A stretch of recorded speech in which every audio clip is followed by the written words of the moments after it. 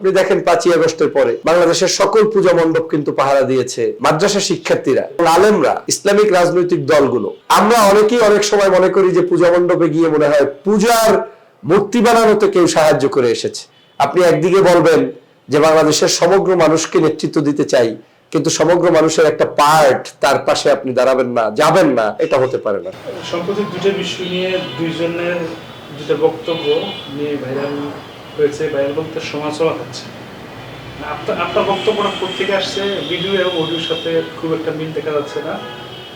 অন্যদিকে একই প্রেক্ষাপট কিন্তু বক্তব্য ভিন্ন হলো শিবিরের সাবেক ঢাবি সভাপতি শিশির মন্দিরের একটা বক্তব্য নিয়ে খুব সমালোচনা হচ্ছে, বিশেষ করে আপনাদের দুজনকে নিয়ে এখন বেশি দ্বন্দ্ব যায়। ব্যাপারটা আসলে কি? আসলে আপনারা কি করতে চাচ্ছেন? মানে যে যার মতো করে যে কোনো বক্তব্য দিচ্ছেন, স্বাধীনতার মানে মত প্রকাশের স্বাধীনতার কথা বলে, তো এই বক্তব্য কি মানুষ আশা করে কিনা? দেখেন, আসলে বক্তব্য হচ্ছে ব্যক্তি পর্যায় থেকে যে যার মতো করে বক্তব্য তার অ্যাঙ্গেল থেকে কিভাবে দেয়, এটা তাকেই জিজ্ঞেস করা উচিত। আমি যদি আমার জায়গা থেকে মনে করি যে রাজনীতিবিদরা সবসময় যেহেতু কথা বলে, সব কথার মধ্যেই যে একেবারে পরিচ্ছন্ন 100% সঠিক থাকবে এমনটা ভাবা আসলে অন্যায়। কারণ কথা বলতে গেলে অনেকের অনেক সময় কথার মধ্যে কিছু নতুনত্ব চলে আসতে পারে, ভিন্ন কিছু চলে আসতে পারে, অথবা যে চিন্তার আলোকে সে কথা বলে ওই কথাগুলো হয়তো যারা অডিয়েন্স আছেন তারা ওই সময় অনুভব করেন সঠিক, কিন্তু যারা উপস্থিত না থেকে ভিন্ন কোনো অ্যাঙ্গেল থেকে সেই বক্তব্যগুলো শোনেন তখন তাদের কাছে এটাকে একটু ব্যতিক্রম অনেক সময় মনে হতে পারে। আপনি যেটা বলেছেন যে শিশির মনির সাহেবের একটি বক্তব্য, এটা নিয়ে কিন্তু তিনি স্পষ্ট ভিডিও বার্তা দিয়েছেন যে কি বুঝাতে চেয়েছেন, কি বলেছেন, কতটুকু বলেছেন। আমি মনে করি তার ব্যাখ্যা এবং বিশ্লেষণের চাইতে নতুন করে অন্য যে কোনো থার্ড পার্টির ব্যাখ্যা বিশ্লেষণকে সঠিকভাবে উপস্থাপন করার কোনো সুযোগ নেই। কারণ যেই লোক এই বক্তব্য দিয়েছেন তিনিই কিন্তু সেটার উপরে নতুন করে আবার বিশ্লেষণ দিয়েছেন। কারণ তার দৃষ্টিভঙ্গিতে মনে হয়েছে যে এই বক্তব্যগুলো এই প্রেক্ষাপটে এভাবে দেওয়া উচিত ছিল এবং তিনি সেটাই কিন্তু করেছেন। আপনাকে ভাবতে হবে যে শিশির মোহাম্মদ মনির বাংলাদেশের বর্তমান সময়ের একজন নির্যাতিত নিপীড়িত মানুষের একজন আইডল।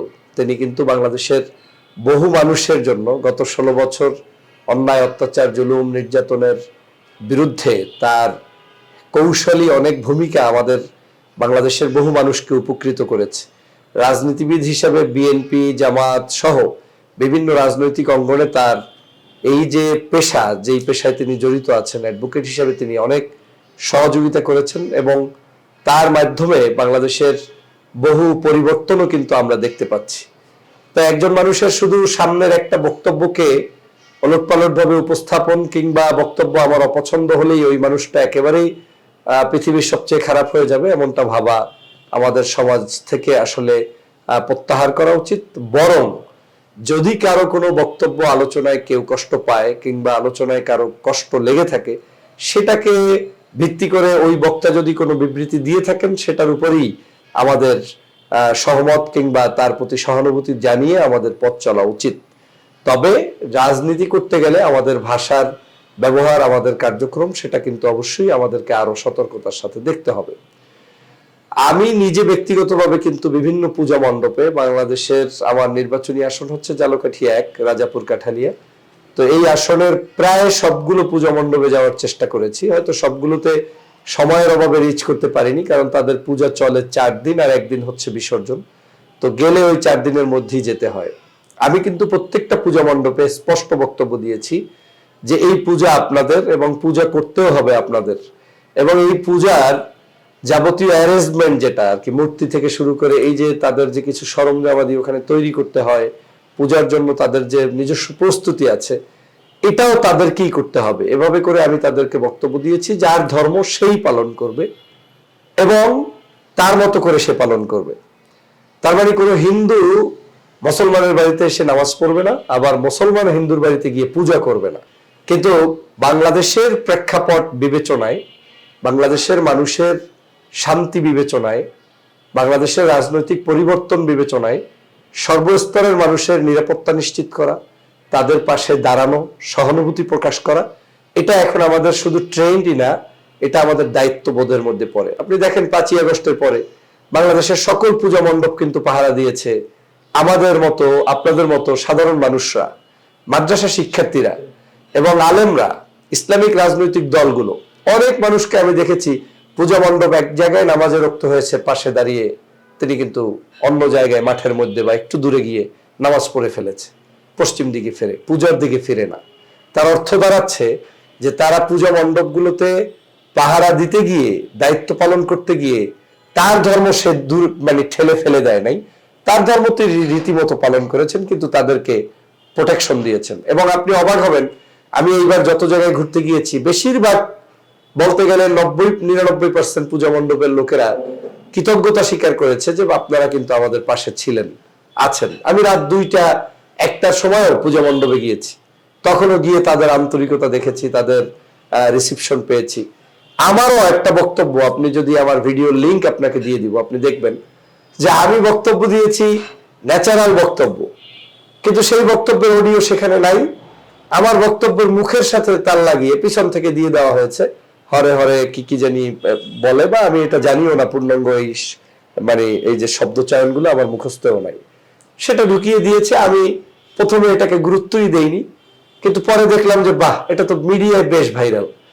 কে কোত্থেকে কোথায় নিয়ে এটা করেছে, আমার কাছে মনে হচ্ছে এটা তারাই করে যারা কারো ভালো দেখতে চায় না, কারো উন্নতি দেখতে চায় না। এটা এমন না যে কেউ কাউকে সংশোধনের উদ্দেশ্যে দেয়, এটা হচ্ছে সম্পূর্ণ পরিকল্পিতভাবে আপনি জনপ্রিয়, আপনি একজন বাংলাদেশের ফেমাস ব্যক্তিত্ব, কিংবা আপনার জনপ্রিয়তা আছে, আপনাকে একটু কালি লাগিয়ে দেবে। আর বাংলাদেশের মানুষ এখনো কিন্তু এরকম বোঝে না এআই দিয়ে কি করা যায়, কিংবা এই যে আপনিও আমার এই ভিডিও যেটা করছেন, আমার এই হাত নাড়ানোর মধ্যে চাইলে আপনার একটা গান ঢুকিয়ে দিতে পারবেন, আমার এই কথাগুলো আপনি কাট করে ফেলতে পারবেন, কিন্তু ভিডিওতে আমাকেই দেখা যাবে। তো এই জিনিসগুলো কিন্তু বাংলাদেশে হচ্ছে, কিন্তু আমি কিন্তু এই ধরনের কোনো ভিডিওতে কোনো বক্তব্য নেই। এমন কি কিছু কিছু জায়গায় আমি এমনও হয়েছে, আমি বলেছি যে মানুষ মাত্রে মানুষের পাশে দাঁড়ানো উচিত, মানুষের সেবা করা উচিত। সেবা করতে গিয়ে আমরা কিন্তু সাধারণ মানুষকে এক গ্লাস পানি খাওয়ালেও সেটা কিন্তু সব হয়। আমাদের ধর্মের কোথাও রীতিনীতিতে নিয়ম নাই যে পৃথিবীর কোনো মানুষকে আপনি পানি খাওয়াবেন না, আপ্যায়ন করবেন না, এমনকি কোনো পশু পাখিকেও আপনি কিন্তু সেরকম আপ্যায়নবিহীন রাখতে পারবেন না। আমরা অনেকেই অনেক সময় মনে করি যে পূজা মণ্ডপে গিয়ে মনে হয় পূজার মূর্তি বানানোতে কেউ সাহায্য করে এসেছে, কিন্তু গভীরে চিন্তা করে না। পূজায় আগত বহু মানুষ আছে যে মানুষের জন্য আপনি চাইলে ভ্যান দিয়ে পানি বিতরণ করতে পারেন। আপনি চাইলে রাস্তায় কোনো এক জায়গায় মানুষ অনেক জড়ো হয়েছে, আপনি চাইলে তাদেরকে কিন্তু খাদ্য খাবার বিতরণ করতে পারেন। রাস্তাঘাটে মানুষ মানে কোনো একটা মানে সভা সেমিনার হচ্ছে, আপনি কিন্তু সেখানে সেগুলো দিতে পারেন। এখন এটা হচ্ছে ওয়ে অফ ডিলিং, আপনি কিভাবে ডিল করবেন, আপনি কিভাবে মানুষের সাথে কমিউনিকেশন করবেন। আপনি যখনই একটা সমাজকে নেতৃত্ব দিতে যাবেন, ওই সমাজের সবাইকে নিয়েই আপনার ভাবতে হবে। আপনি একদিকে বলবেন যে বাংলাদেশের সমগ্র মানুষকে নেতৃত্ব দিতে চাই, কিন্তু সমগ্র মানুষের একটা পার্ট তার পাশে আপনি দাঁড়াবেন না, যাবেন না, দেখবেনও না, এটা হতে পারে না। সেই সেন্স থেকে আমি মনে করি হিন্দু, মুসলমান, নারী, পুরুষ, বৌদ্ধ, খ্রিস্টান, শিক্ষক, সুধী, সাধারণ মানুষ, কৃষক, শ্রমিক, জনতা, প্রত্যেকেরই পাশে রাজনীতিবিদদের থাকা উচিত, যাওয়া উচিত।